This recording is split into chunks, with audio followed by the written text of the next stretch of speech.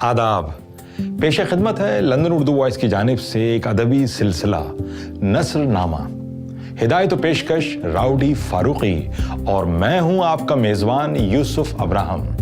ये एक ऐसी फिक्री नशिस्त है जिसमें हम उर्दू के मुमताज़ अदीबों और मुफक्किरों के मज़ामीन, इदारिये, इंशाइये और खाके सादा और सलीस ज़बान में पेश करते हैं ताकि ये तहरीरें सिर्फ किताबों तक महदूद ना रहें बल्कि नई नस्ल तक पहुँचें। पेश खिदमत है नस्र नामा। पढ़ें, समझें और सोचें। फन और अदब की इंसानी जिंदगी में ज़रूरत क्या है? क्या अदब महज तफरीह है? क्या आर्ट सिर्फ हुस्न का खेल है? या फ़न और अदब इंसानी शऊर, इज्तिमाई ज़िंदगी और समाजी जिद्दोजहद में एक बुनियादी किरदार अदा करते हैं? आइए इस सवाल को सज्जाद ज़हीर के साथ समझने की कोशिश करते हैं। सज्जाद ज़हीर अपनी गुफ्तगू का आगाज़ एक बहुत अहम नुक्ते से करते हैं। वो कहते हैं इंसान को दूसरे हैवानों से दो चीज़ें मुमताज़ करती हैं। पहली ये कि इंसान औजार बना सकता है और दूसरी ये कि इंसान ज़बान पैदा कर सकता है, यानी इंसान ने अपने हाथों से कुदरत को बदलने के ज़राए पैदा किए और अपनी ज़बान के ज़रिए सोचने, समझने और इजहार करने की दुनिया तामीर की। यहीं से इंसानी तहज़ीब की असल कहानी शुरू होती है। सज्जाद ज़हीर कहते हैं इंसान का ज़हनी इर्तिक़ा उसके अमली इर्तिक़ा से अलग नहीं था। जैसे जैसे इंसान ने औजार बनाए, कुदरत से मुकाबला किया, अपनी ज़िंदगी को बेहतर किया, वैसे वैसे उसकी ज़बान भी बढ़ी, उसके तसव्वुरात भी गहरे हुए और उसकी तख्लीक़ी क़ुव्वतें भी उभरती गईं। इसी अमल में गीत पैदा हुए, रक़्स पैदा हुआ, तस्वीर कशी पैदा हुई और यूं फ़न की इब्तिदाई शक्लें वजूद में आईं। यहाँ सज्जाद ज़हीर एक नहायत खूबसूरत ख़याल पेश करते हैं। वो कहते हैं शायद पहला फ़नकार वो इंसान था जिसने पहली बार पत्थर के खुरदुरे टुकड़े को औजार की शक्ल दी, यानी फ़न की इब्तिदा ज़िंदगी से हुई, ज़रूरत से हुई, अमल से हुई। और यही बात आज भी सच है। फ़न ज़िंदगी से कटकर पैदा नहीं होता, वो इंसानी अमल, इंसानी ज़रूरत और इंसानी शऊर से जन्म लेता है। फिर वो ज़बान की क़ुव्वत पर बात करते हैं। लफ्ज़ सिर्फ आवाज़ नहीं, लफ्ज़ रोशनी है, लफ्ज़ माना है, लफ्ज़ इंसान को अपनी दुनिया समझने की ताकत देता है। जब इंसान ने लफ्ज़ों की क़ुव्वत को पहचाना तो उसने महसूस किया कि वो अपने खौफ, अपनी बेबसी और अपने माहौल की अंधी ताकतों के मुकाबले में अकेला नहीं रहा। लफ्ज़ उसके लिए नफ्सियाती, ज़हनी और रूहानी ताकत बन गए। यहीं से इंसानी तख़य्युल, मज़हबी अक़ायद, इज्तिमाई गीत, इज्तिमाई रक़्स और फ़नून लतीफ़ा एक वसी दायरे में दाखिल होते हैं। लेकिन सज्जाद ज़हीर कहते हैं जैसे ही क़दीम इज्तिमाई मुआशरत का ख़ात्मा हुआ और तबक़ाती समाज वजूद में आया, वैसे ही फ़न की दुनिया भी यकसा न रही। एक तरफ हुक्मरान तबक़ों का फ़न था और दूसरी तरफ मेहनत कश अवाम का फ़न। एक तरफ दरबारी अदब और तबक़ाती मफादात का इज़हार था और दूसरी तरफ लोकगीत, अवामी कहानियाँ और मेहनत कश इंसान के दुख सुख। यानी फ़न कभी भी समाज से बाहर नहीं रहा।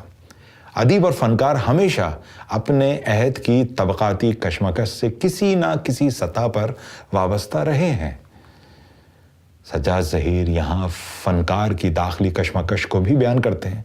वो कहते हैं कि शायर, अदीब और फ़नकार कभी दरबार की तरफ खिंचता है, कभी आवाम की तरफ, कभी खोई हुई मुसावात का ख्वाब देखता है और कभी किसी ऐसी दुनिया का जहाँ जुल्म ना हो, नफ़रत ना हो और इंसान अमन और मोहब्बत के साथ जी सके। यही ख्वाब अदब की एक बड़ी क़ुव्वत है।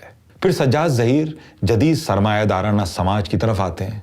वो कहते हैं सरमायादारी ने एक तरफ साइंस, टेक्नोलॉजी और सनत में गैर मामूली तरक्की पैदा की, दुनिया मादी अशिया से भर गई, मशीनी सनतों ने पैदावार की नई शक्लें पैदा की, एक नया सनती मजदूर तबका वजूद में आया।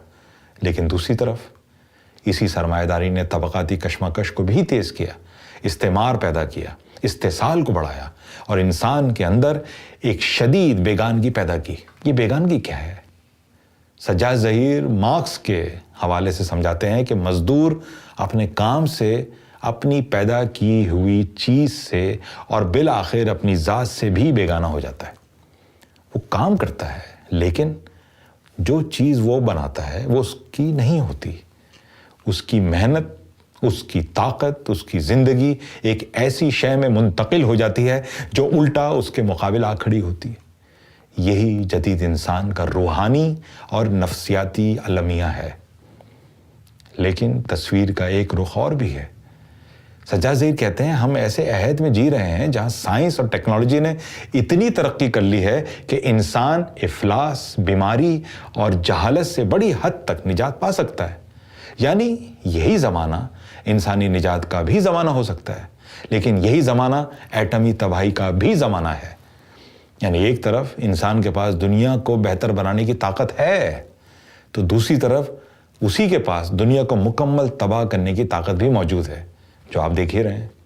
یہی ہمارے عہد کا سب سے بڑا تضاد ہے۔ سجاد ظہیر کے نزدیک یہ تضاد صرف معیشت یا سیاست کا مسئلہ نہیں، یہ نظریاتی، فلسفیانہ اور ادبی مسئلہ بھی ہے۔ اسی لیے ادب اور فن کے میدان میں بھی جد و جہد ضروری ہے، کیونکہ حکمراں اور استحصالی قوتیں صرف سیاسی محاذ پر نہیں لڑتی، وہ خیالات، احساسات اور شعور کے میدان میں بھی اپنا اثر قائم کرتی ہیں۔ یہیں آ کر سجاد ظہیر ترقی پسند ادبی تحریک کی ضرورت بیان کرتے ہیں۔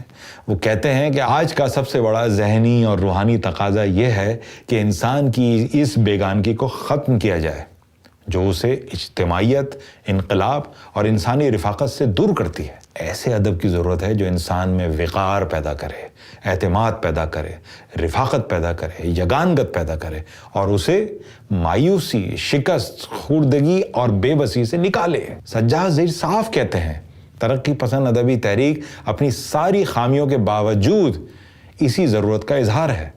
ممکن ہے اس تحریک میں غلطیاں ہوئی ہوں، ممکن ہے بعض افراد نے تنگ نظری دکھائی ہو، ممکن ہے تنظیمی کمزوریاں رہی ہوں، لیکن ان سب کے باوجود یہ کہنا کہ اب اس تحریک کی ضرورت نہیں ایک بڑی فکری غلطی ہے، کیونکہ جب تک استحصال موجود ہے، طبقاتی ظلم موجود ہے، فرقہ پرستی موجود ہے، استعماری مفادات موجود ہیں، تب تک ایسے ادب کی ضرورت باقی رہے گی جو انسان کے بہترین جذبات کو جگائے، جو محنت کش عوام کے ساتھ کھڑا ہو اور جو ایک بہترین سماج، ایک زیادہ انسانی تہذیب اور ایک روشن مستقبل کا خواب زندہ رکھے۔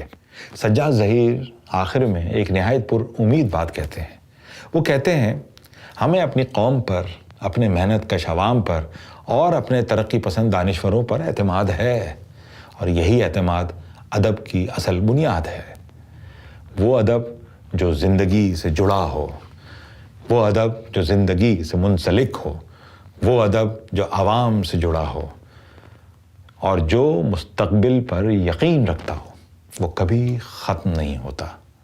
آخر میں سجاد ظہیر کے اس مضمون سے ایک بڑی بات سامنے آتی ہے کہ فن زندگی سے الگ کوئی شے نہیں، ادب محض الفاظ کی آرائش نہیں، فن اور ادب انسانی شعور کی تعمیر کرتے ہیں۔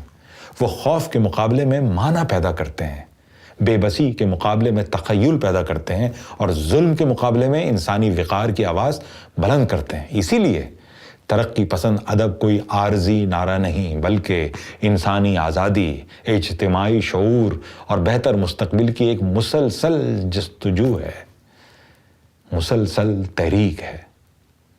آپ بھی ساتھ دیجئے۔ آپ کا کیا خیال ہے؟ آداب عرض ہے۔